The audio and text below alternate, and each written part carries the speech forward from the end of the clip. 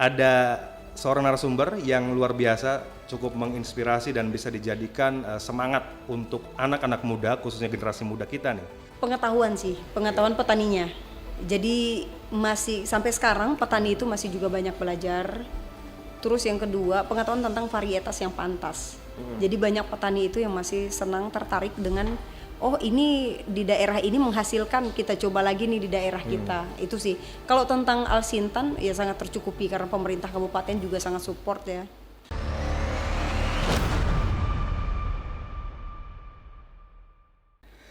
Baik, pendengar dan pemirsa, jumpa kembali bersama saya Kurnia Santosa di podcast RRI Pontianak, Kita Indonesia, Indonesia yang sesungguhnya. Dan di kesempatan hari ini saya tidak sendiri, tentu kalau podcast berdua. Ada seorang narasumber yang luar biasa, cukup menginspirasi dan bisa dijadikan semangat untuk anak-anak muda, khususnya generasi muda kita nih. Bagaimana kemudian Anda berkontribusi untuk membangun daerah. Dan saat ini sudah hadir di depan saya Ibu Kades Desa Tempua, Kecamatan Menjalin, Kabupaten Landak, Provinsi Kalimantan Barat, Ibu Yulianti Lestisia Dita. Selamat datang Bu di RRI Pontianak. Terima kasih sudah mengundang Pak Santos. Ya. Jadi Ibu Yulianti ya Bu ya? Iya. Ibu Yulianti Lestisia aja, Dita, iya. Dipanggil Bu Dita. Iya, Dita aja. Bu Kades Dita. Pendengar dan pemirsa mungkin bagi Anda yang belum tahu bisa searching ya Bu searching. di TikTok, di media sosial. Pokoknya Ibu Kades yang paling bisa dikatakan akan mendekati popularitas, akan terus naik nih, karena kita lihat di TikToknya saja hampir 30-an ribu ya Bu ya? Iya, 32.000. 32.000 pengikut sudah. Nah, ini menjadi modal untuk Anda tentunya, untuk bagaimana kemudian kita bisa mengekspos apa yang bisa kita lakukan, khususnya di daerah-daerah seperti di Desa Tempua ini. Iya. Termasuk wilayah yang susah internet tidak Bu di sana? Oh, enggak terlalu. Mungkin susah, ada Bu, ya? beberapa kampung yang masih belum terjangkau. Masih blank spot ya Bu ya? Iya, blank spot, tapi masih ada lah, maksudnya kayak masih ada lah jaringannya. Oke, jadi dapat 32.000 di posisinya itu di Kabupaten Landak, dan ini saya rasa capaian yang cukup menarik Bu, karena bagaimanapun seorang kepala desa ini kan hanya memimpin di wilayah desa ya Bu ya? Iya, tentunya desa. Lebih dari 32.000 kah penduduk Ibu? Enggak, 1.485 Baik, penduduk. jadi ini udah berbanding jauh sekali dengan pengikut di TikToknya ya Bu ya? Oke, mungkin pendengar dan pemirsa nanti kita akan bertanya nih, apa sih kemudian yang bisa dilakukan oleh Bu Kades Dita ini untuk bisa mengimplementasikan program-program kerja di Desa Tempua ya Bu ya? Iya.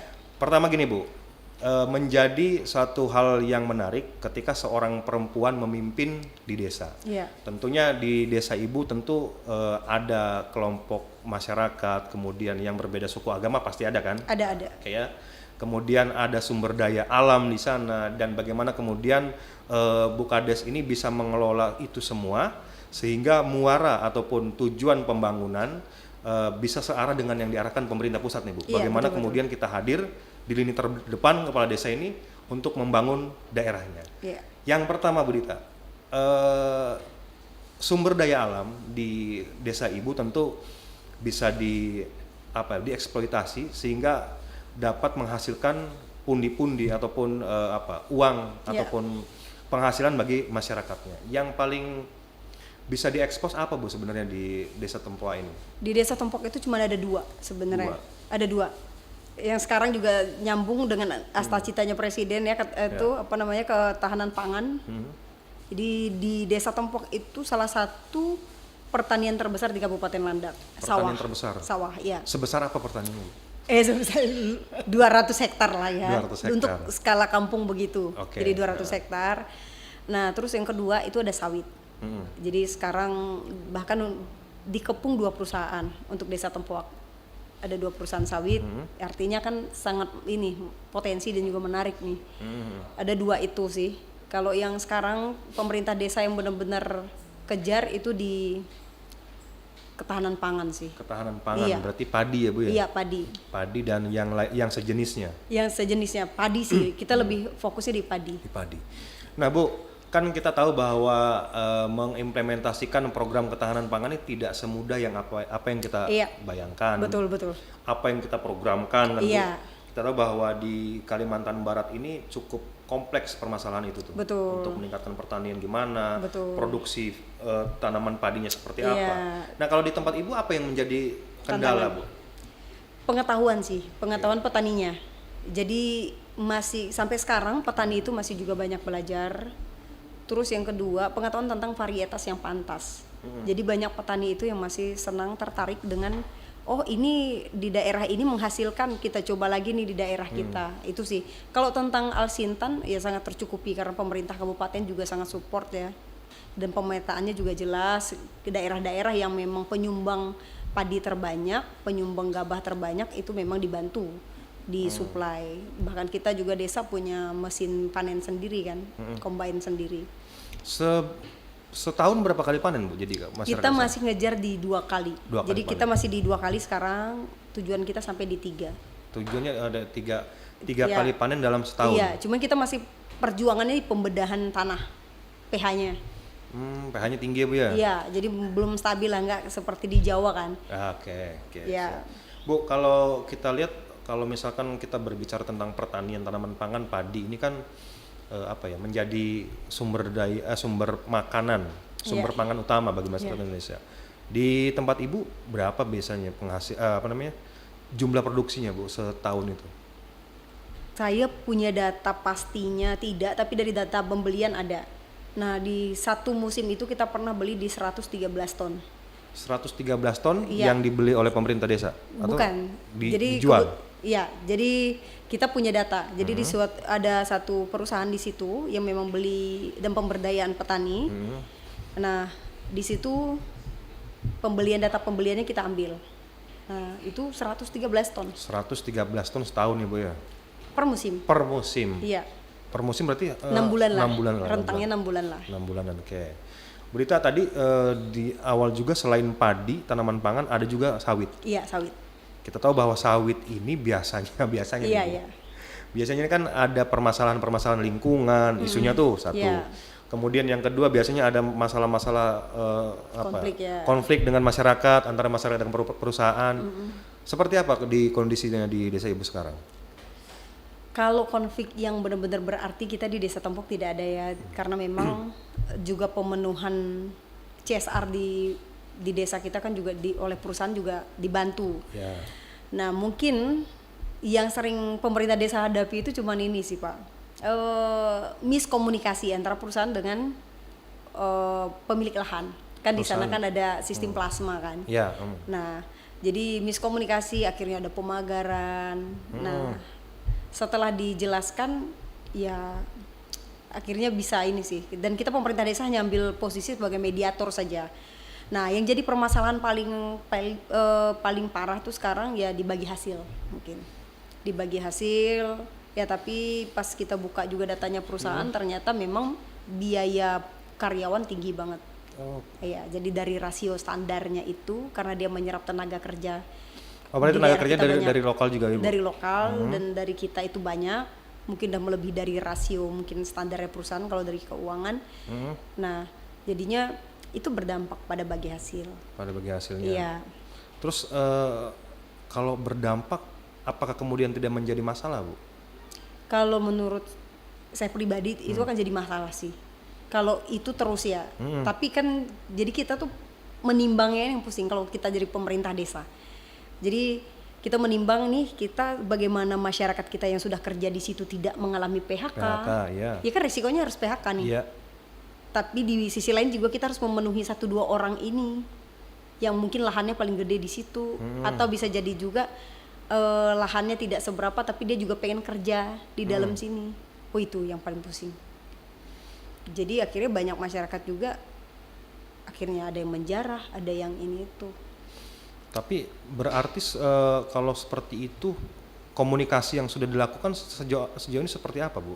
Sehingga kita tentu tidak berharap kan adanya konflik yang seperti apa sampai menimbulkan kegaduhan. Itu seperti apa yang Ibu lakukan? Kalau kita pemerintah desa sih untuk saat ini kalau dengan perusahaan ya, kalau dengan perusahaan setiap 1 bulan sekali kita adakan pertemuan. Di situ kita bedah pelaporan mereka juga. Terus yang kedua di masyarakat juga kita sampaikan sih fakta-fakta ini. Karena posisinya bisa untung banyak, bisa, tapi rasio itu harus terpenuhi. Dikurangi karyawannya berarti? Iya, kurangi karyawan. Tapi kita mau mengurangi karyawannya kita dan warga kita sendiri juga. Perputaran uang di desa kita juga berpengaruh kan. Nah, jadi untuk sejauh ini komunikasinya berjalan dengan baik. Nah, karena kan pemerintah desa juga punya lahan ya, 5 hektar di perusahaan, ya satu perusahaan lah ini kan. Kan karena ada satu perusahaan lagi, tapi itu tidak terlalu punya masalah berarti. Paling permasalahannya pencurian dan sebagainya. Nah, kalau di salah satu perusahaan ini kan desa juga punya lahan 5 hektar. Dulu nggak pernah untung. Dulu nggak pernah untung sama sekali. Nah, di 2024 saya nggak berani juga bilang itu pas zamannya saya. Tapi sebelum itu saya nggak pernah lihat ada rincian keuntungan dari 5 hektar ini tadi bagi hasil. Nah, pas di tahun 2024 kita untung 40 juta per tahun. 40 juta per tahun ya Bu? Per tahun. Artinya ada potensi sebenarnya untuk untung bagi hasil ini. Kan sama, kita juga bagi hasil. Kita punya 5 hektar tapi dapat 40 juta satu tahun. Dan menurut saya itu udah satu pencapaian ya dari 5 hektar. Dari tekor? Dari tekor. Dari pedagang tekor ya Bu? Iya, dari tekor. Dari sangat tidak untung, minus ya awalnya. Iya, kayak sampai sekarang berarti di setahun Ibu udah hampir 2 tahun baru jalan ke 2 tahun. Jadi tahun pertama langsung untung 40 juta. Langsung untung 40 Dan juta. itu lumayan alot juga pembahasannya. Jadi saya ngajak perusahaan untuk membedah penting gak penting yang mana. Dari pemupukan juga kita sampai ikut terlibat di situ karena warga tuh sampai hal itu datangnya ke kita. Bu, kami gak untung nih, gimana caranya? Ya sampai mekanisme pemupukan perusahaan kita juga sampai ikut kepo kan jadinya.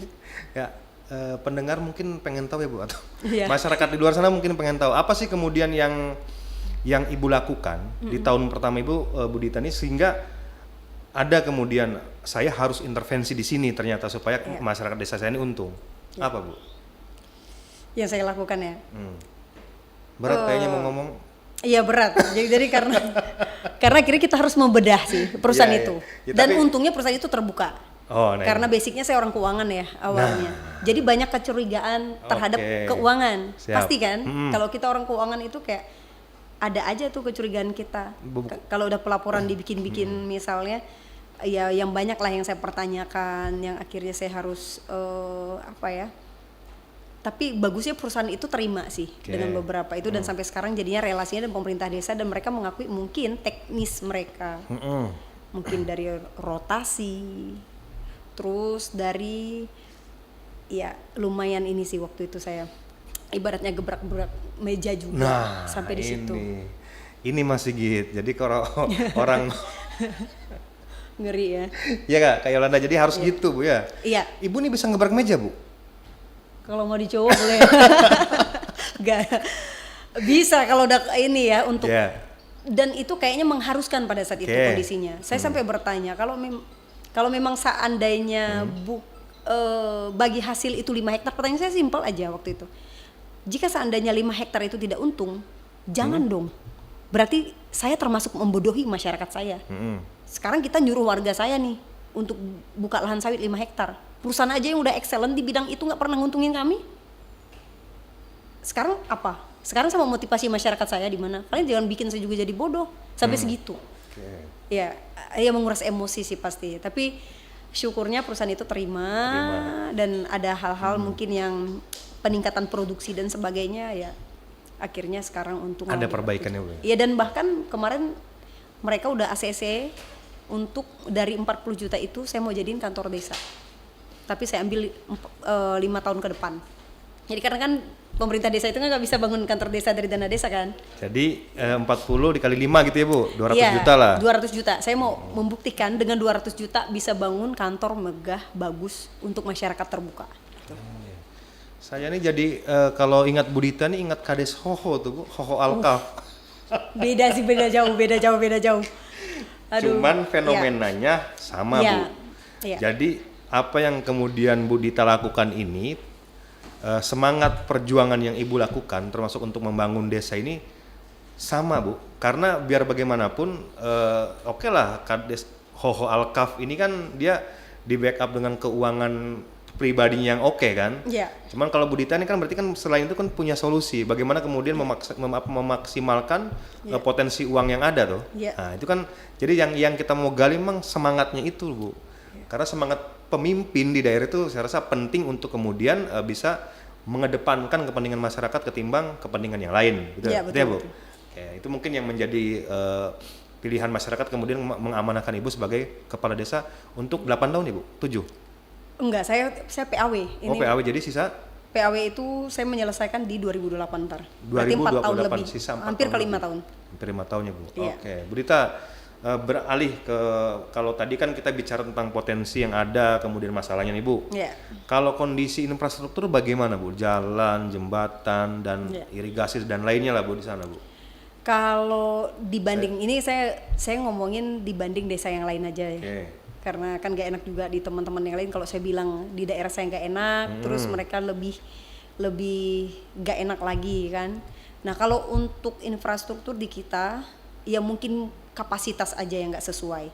Jadi tapi dari desa Tempuak, ini kalau Bapak datang ke desa Tempuak, ini dari desa sebelah langsung welcome, itu jalannya mulus langsung. Itu HRS, aspalnya HRS, jadi skala yang paling bagus lah. Nah tapi kalau yang untuk menuju desa kita itu masih rusak parah, karena rusaknya parah sih dibilang parah nggak juga ya, kapasitasnya nggak sesuai. Jadi kan di situ kan ada perusahaan sawit. Nah paling ini kita maunya nanti perusahaan sawit ya bantulah di CSR-nya kan. Nah kapasitas 2 ton pickup yang lewati kan 10 ton. Nah itu jadi itu kerusakan itu gara-gara itu. Tapi ya kita berharap juga kemarin juga beberapa kita ajukan ya itu bisa jadi tujuan pembangunan pemerintah juga, karena itu kan pajak produktifnya kan ada. 2 perusahaan ini kan aktif ya pajaknya, ya harusnya bisa untuk mendorong pembangunan daerah situ. Di yang saya lihat di medsosnya Ibu itu banyak juga kegiatan Ibu yang yang menonjolkan bahwa Ibu ini aktif kayak yang lagi mantau apa gitu, Bu. Oh pembangunan. Pembangunan, Bu ya? Iya berarti. pembangunan. Apa itu termasuk juga yang menjadi ranah pemerintah desa dibangunnya kayak jalan dan irigasi dan segala macam? Itu yang masuk dari dana desa sih. Dana desa. Yang banyak saya bantu pantau atau yang mungkin saya lolosin audiensinya atau mungkin saya lolosin negosiasinya. Jadi ya itu yang masuk di media saya. Ya itu yang dari dana desa. Yang dari dana desa itu ya kita mau ngeliatin karena kan banyak orang kan takut ya dalam mempublikasi anggaran. Yang saya pikir itu bukan duit saya publikasi aja. Terlepas sudut pandang masyarakat kan sekarang kalau tentang di Kades itu kan kayak mikir, wah ini lu korupsi nih, lu ini kan gitu. Nah saya nggak masalah, saya nggak peduli supaya pada tahu juga, oh ini yang dikerjain pemerintah desa. Karena kalau di zaman digital sekarang ya susah kalau publikasi itu nggak ada. Kan kita sampai saya sampai saya membuat sebuah program desa digital. Jadi desa Tempuak itu sekarang bikin surat dari jarak jauh udah bisa. Itu jadi saking kita ini ngikuti zaman nih gitu. Makanya saya publikasikan di media. Jadi itu pembangunan desa sih. Kalau irigasi belum merata, tapi udah better lah. Tapi belum merata. Harusnya ada beberapa titik lagi yang kami harap, karena dana desa nggak cukup untuk pembuatan irigasi. Kalau paling pintu air tuh baru mampu. Kalau pintu-pintu air kan juga nggak terlalu mencukupi ya. Nah kalau itu kan ranahnya dari kabupaten lah ntar. Ya siap, Bu. Jika tadi Ibu katakan infrastruktur sih sudah oke lah ya. Artinya dibandingkan desa yang lain. Di sebelah kanan dan kirinya kan. Tentu ini selain adanya, kalau saya sih melihat Ibu ini lebih Bu Dita ini lebih Bu Kades ini lebih kepada perbaikan manajerial keuangan. Betul. Ya Bu ya. Yang menjadi sangat fundamental di pemerintahan desa tuh. Mungkin selama ini tidak diotak-atik ataupun ngotak-atiknya salah kali itu. Kalau dibilang salah nggak tahu juga kita ya. Nah kalau di desa Tempuak itu permasalahan yang berarti kan udah nggak ada. Jadi kenapa saya bilang tidak ada? Infrastruktur oke, jaringan juga oke, akses ke kecamatan juga gampang kan. Nah tapi ada satu yang menurut saya gimana caranya desa itu bisa leluasa, ya di keuangan tadi. Sekarang tujuan kami pemerintah desa Tempuak itu saya sebagai kepala desanya, gimana caranya PAD sebesar-besarnya. PAD-nya dari mana, Bu? Ya itu tadi kan Sawit juga. sawit. Sekarang saya lagi penataan BUMDes yang dulunya nggak tahu kemana pelaporan keuangannya kan dari mungkin pengurus-pengurus sebelumnya saya nggak tahu. Ini sekarang penataan baru kita ternak ayam petelur karena itu yang paling potensi kalau menurut saya. Terus ya koperasi sekarang walaupun saya belum terlalu tahu persis koperasi merah putih ini arahnya bagaimana ya kita juga jalanin tapi yang paling realistis saya di dua ini tadi yang sawit itu kan akhirnya ketika saya mampu di 40 juta aja kenapa saya tidak berhayal 100 juta.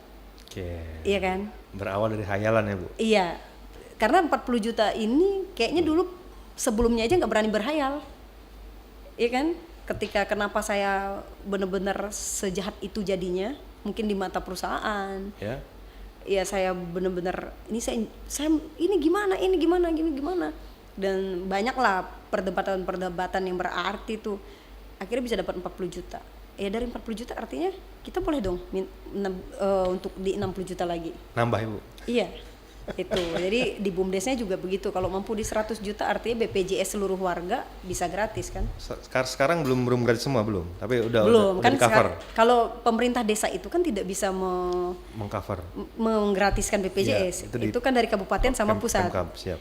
Nah, kalau kabupaten sama pusat, pemerintah desa itu paling ngajukan. Kadang ada yang di ACC, kadang enggak. Nah, gimana caranya sisa yang dari kabupaten sama pusat, itu pemerintah desa bisa bayarkan. Karena itu kayaknya kebutuhan dasar yang selalu jadi permasalahan. Itu sih. Kesehatan ya Bu? Kesehatan menjadi kebutuhan dasar yang sangat jadi masalah. Yang jadi masalah. Oke Bu, tadi Bu Dita bilang bahwa ada manajerial keuangan yang diperbaiki dengan sedikit marah-marah tentu. Sebenarnya yang dikelola sama Pemdes tuh berapa sih Bu setahun untuk pembangunan infrastruktur dan lain-lain? Kalau liburnya kan ada yang 2 miliar. Iya, ada yang 2 miliar ya. Mungkin kalau di Jawa mungkin ya karena kan penduduknya juga padat. Banyak. Kalau kita Desa Tempuak itu di DD ya, dana desa. Kan ada 2 nih.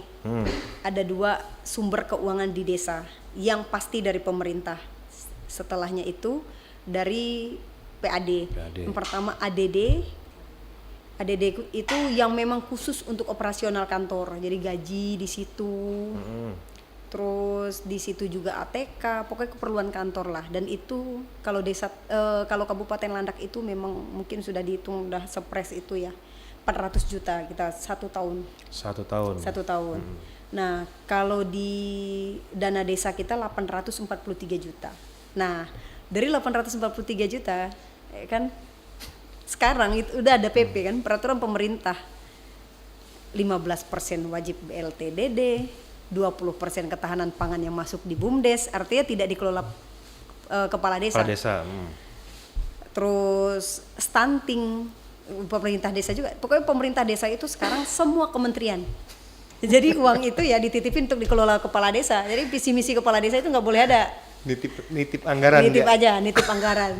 Makanya ketika perubahan itu terjadi kan banyak kepala desa jadi dilema ya. Kalau saya kan nggak kaget karena pas di masanya saya. Jadi kayak saya menganggap bahwa begitulah mengelola dana desa. Mungkin kalau ada perbedaan pola ini kan mungkin itu yang akan bikin shock. Fokus anggaran itu kan setelah Covid ya baru ada. Fokus anggaran. Nah, fokus anggaran itu aja stunting di situ. Bantuan langsung tunai. Banyak jadinya warga minta dimiskin-miskinkan. Itu yang saya kasihan. Iya kan? Nah, kalau pemerintah desa Desa Tempuak sekarang aturannya ya yang benar-benar sesuai di undang-undang itu deh, yang fakir miskin. Saya nggak berani yang bahkan keluarga saya mau masuk, kalian masih bisa makan di rumah saya. Atau kalian masih bisa minta uang jajan sama saya daripada kalian masuk di BLT ini. Bantuan langsung tunai itu diinstruksikan pusat kan, mau nggak mau kepala desa anggarkan, dan di situ tidak ada keuntungan kepala desa, itu kan langsung, dan itu langsung pemindah bukuan. Jadi bahkan itu nggak masuk dulu di rekening, masuknya cuma di rekening desa, dipindah bukukan, udah. Tuh, nitip saja ya Bu berarti? Nitip saja. Semua program nitip. Iya. Semua anggaran programnya semua. Iya nitip lah. Nitip ya. Iya, makanya sekarang kan di perubahan RPJMDes yang baru, rata-rata kepala desa ya tidak berani buat cita-cita. Janji kampanye lah. Iya, nggak berani. Jadi kalau ada kepala desa yang benar-benar mengerti, itu mending gak usah ada cita-cita. Tapi tinggal laksanakan aja cita-cita presiden dan bupati. Udah. Jadi kayak kepala dinas ya, Bu? Iya. Mirip-mirip kepala dinas kan. Ada yang bisa jadi cita-cita kepala desa itu 200 juta 1 tahun.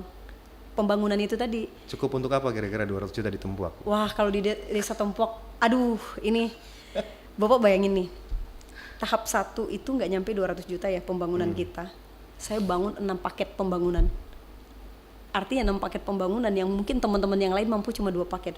Bukan berarti bilang mau ngomong saya bagus dan sebagainya, tapi itu menguras energi dan air mata. Karena akhirnya saya harus merelakan saya tidak dapat apa-apa. Kan memang pemerintah desa tidak boleh dapat apa-apa. Iya. Pada dasarnya. Nah, saya bangun jembatan yang itu dulunya tidak pernah berani dibangun. Karena menurut PU saja waktu itu mungkin di angka ratusan juta. Saya anggarkan 80 juta. Jadi, Bu? Dan harus jadi. Gimana caranya saya cari duit? Mungkin dari dana desa segitu, sisanya saya harus cari di mana. Karena masih ada warga saya yang terisolir jadinya gara-gara jembatan itu. Setiap banjir, mereka nggak bakal pernah bisa sekolah. Tapi secara politik itu tidak menguntungkan buat saya. Karena di situ cuma ada 11 pintu saja. Artinya kalau kali 2 orang yang memilih, 22 orang aja. Dan belum tentu semua memilih saya. Belum tentu 17 tahun dan belum tentu memilih Bu Dita. Iya, tapi saya senang. Maksudnya karena saya menjalankan ini itu pas PAW, saya tidak ada punya target politik sama sekali. Jadi itu saya bangun sekarang lagi tahap perencanaan matang. Tapi anggarannya udah mati di 80 juta, nggak bisa diapa-apain. Panjang 13 meter. 13 meter. 13 meter setengah. Terus lebarnya? bukanya 3 meter. 3 meter. 3 meter komposit. Di bawahnya sungai, Bu? Bawahnya sungai deras. Saya nggak tahu, sekarang saya kan bukan orang teknik. Iya, bukan orang teknik, tapi saya sampai minta sama teman saya yang orang ahli, yang memang ahli di bidang itu. Ya ini material semua, tapi gak apa-apa sama HOK aja, saya bilang. HOK sama material aja udah. Jangan pikirin apa-apa dulu.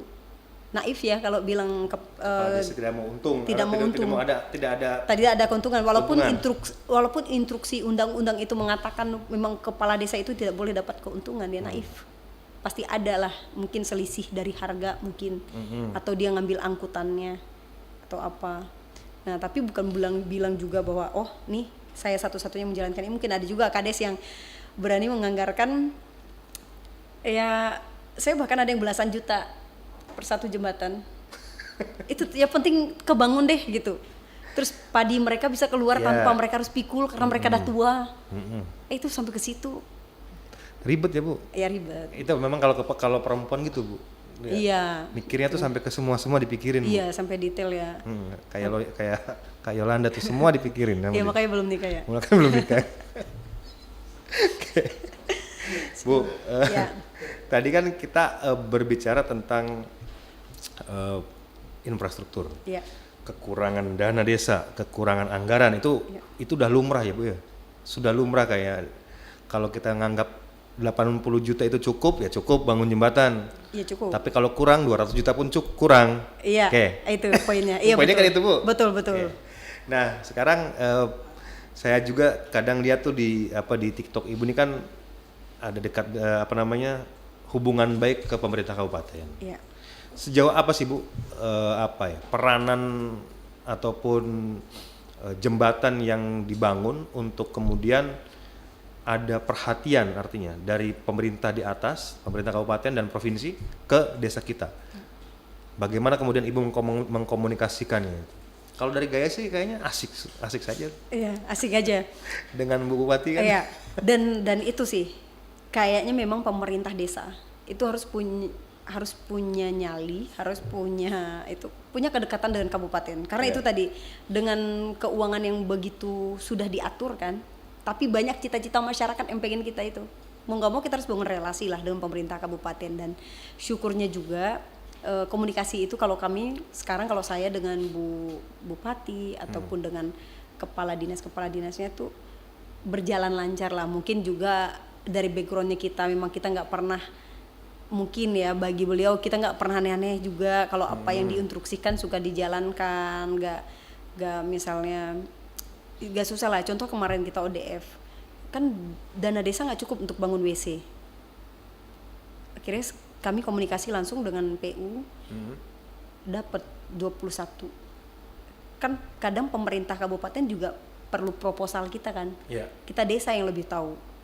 Mungkin aja kalau secara data udah pada beres nih, ya kan, di desa. Tapi faktanya kan kita yang tahu. Jadi ACC 21 dan itu sangat berarti untuk mencapai sebuah program, karena program desa itu ODF kemarin itu yang benar-benar saya kejar karena itu menyangkut tentang mental anak sih. Mental anak, mental orang tua ya. Pagi-pagi masih mikirin mau berak di mana, kan sekolah gimana beres coba. Boro-boro makan bergizi gratis. Iya. Bener gak? Itu. Jadi saya bereskan dulu WC-nya. Kamu WC. beres dulu beraknya.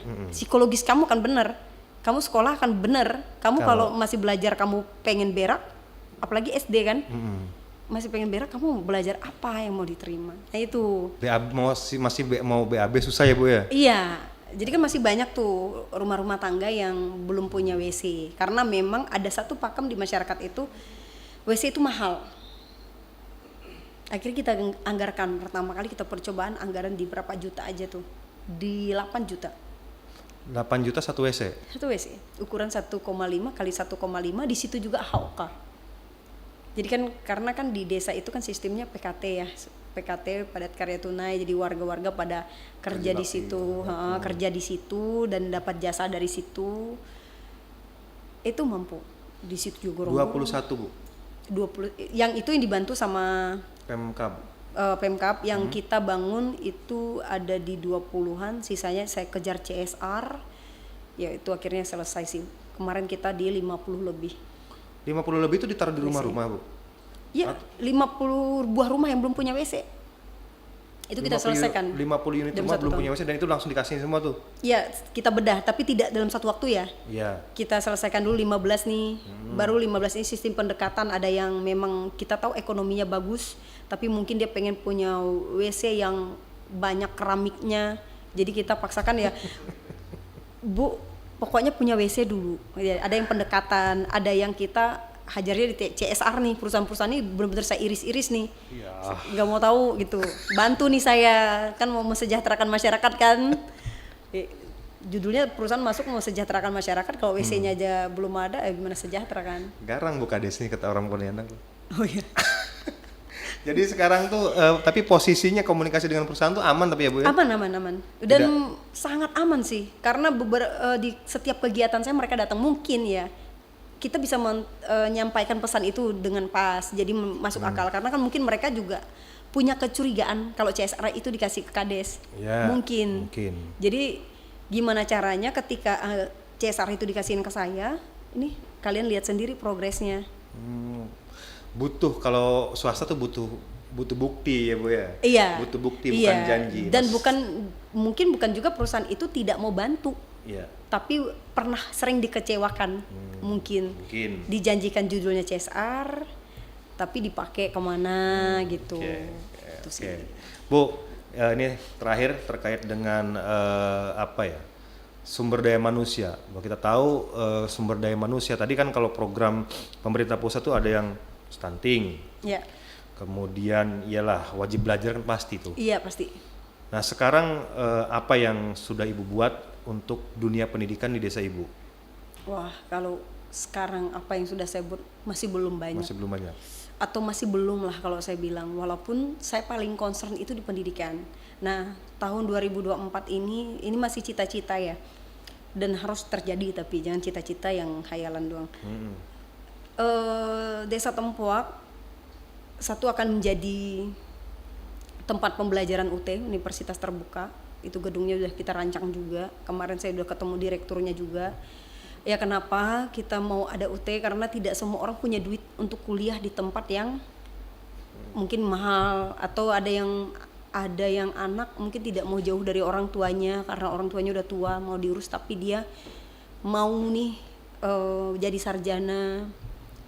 Itu yang kalau untuk pendidikan akhir. Nah, terus yang kedua saya sudah mengajukan juga komputer di perusahaan, 25 komputer yang nanti itu akan jadi pembelajaran anak yang mau belajar komputer atau media ataupun coding dan sebagainya. Jadi pemerintah desa itu hanya menggaji orang saja. Jadi kalau tentang pemeliharaan dan sebagainya itu nanti dibantu oleh perusahaan. Ya semoga ini diterima ya sama perusahaan itu.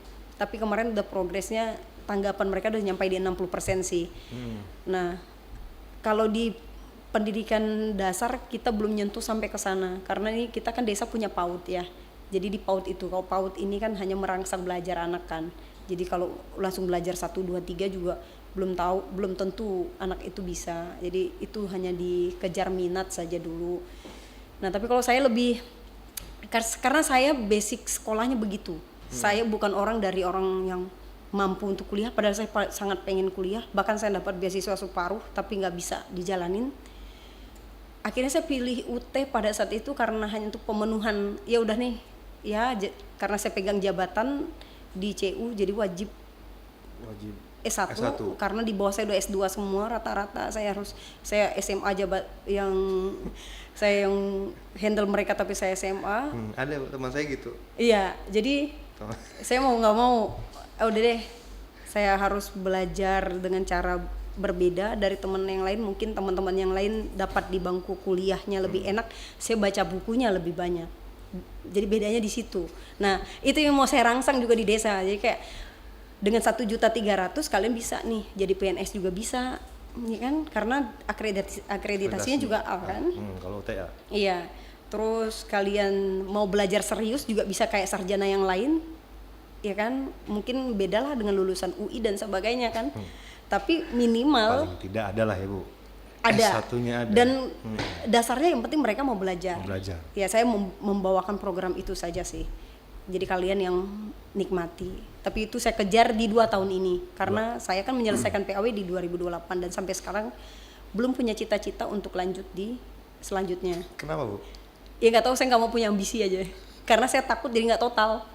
Jadi saya sama sekali sampai sekarang belum menempatkan diri pada kayak pengen pemilihan lagi, enggak. Jadi kalau memang kalau kata Tuhan selesai saya di tahun 2028 tapi semuanya beres yang saya cita-citakan, mending saya dikenang baik tapi satu periode baik ketimbang saya nanti sekarang barbar karena udah ada ambisi selanjutnya, ya mending saya nggak usah lanjut. Di situ sih.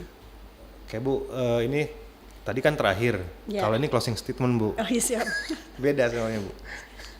Kalau katakanlah sampai 2028, apa sih yang kemudian akan dilakukan oleh Bu Kades untuk membangun Desa Tempoa ini, Bu?